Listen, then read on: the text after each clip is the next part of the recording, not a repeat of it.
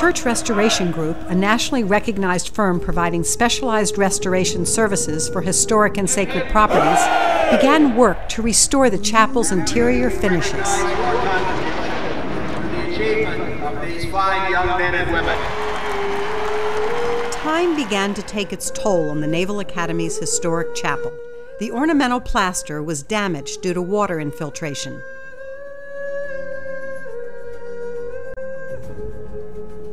In addition to repairing damaged areas, the existing checkered-style decorative paint design would be replaced with more traditional style designed to bring out the chapel's architectural details.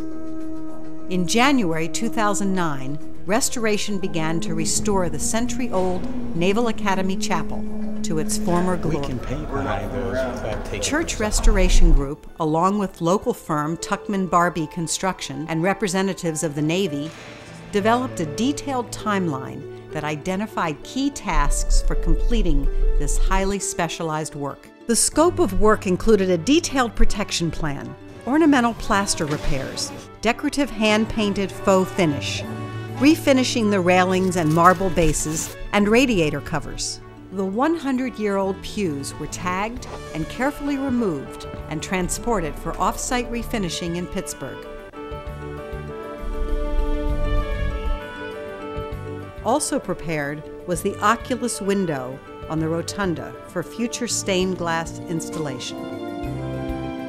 One of the key decisions was to phase the project, allowing the chapel to remain operational and available for weddings, funerals, and worship services throughout the restoration process.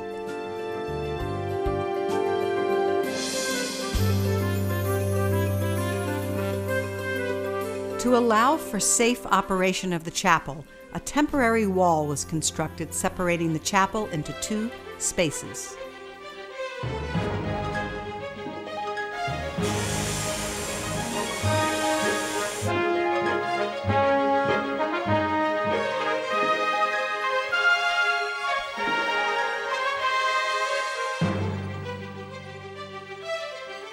This temporary wall was erected with 60-foot steel studs and completely finished in wallboard and then painted.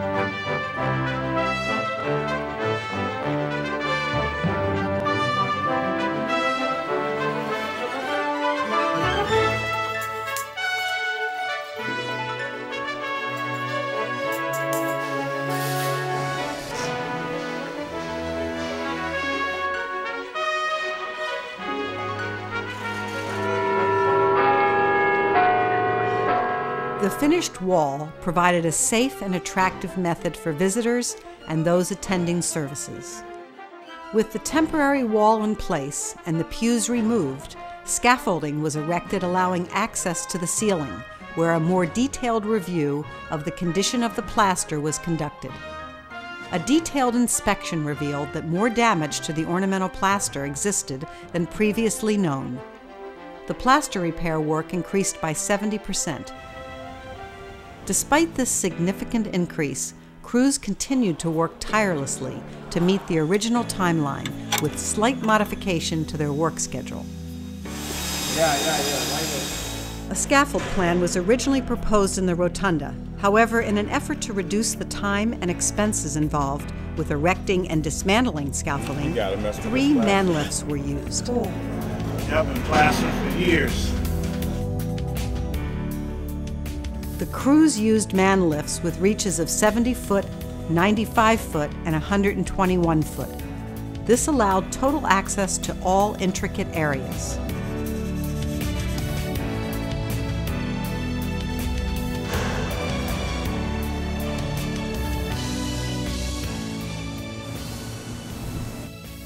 It's antiqued, which is putting the glaze on and then wiping some of it off and pouncing some of it through. So it looks old and more rustic. A centerpiece of the rotunda is the oculus window. This window was prepared by Church Restoration Group for the installation of stained glass performed during a future phase. Some of the final tasks included removing the temporary chancel. Thanks to all team members, this specialized and complex project was completed 2 weeks ahead of schedule and remained on budget.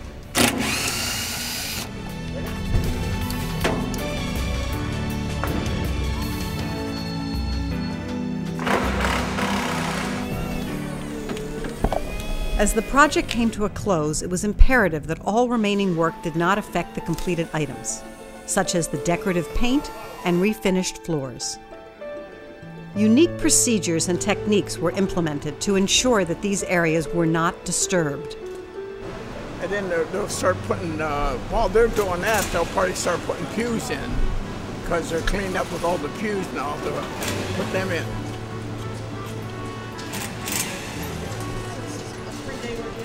Yeah, at least a 3-day.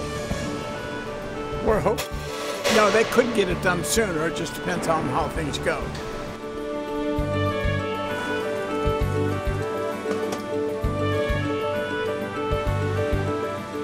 For example, one such procedure involved utilizing the jaws of life. This specially designed tool was used to remove the tall metal studs from the temporary wall. And each piece of metal was carefully hand-carried away.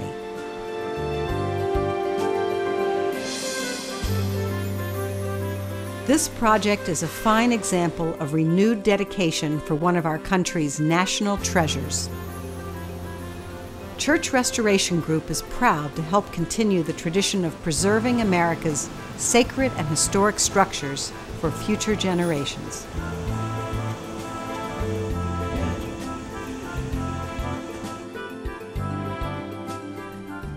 Especially to the men and women of the armed forces and those that come and witness their dedication.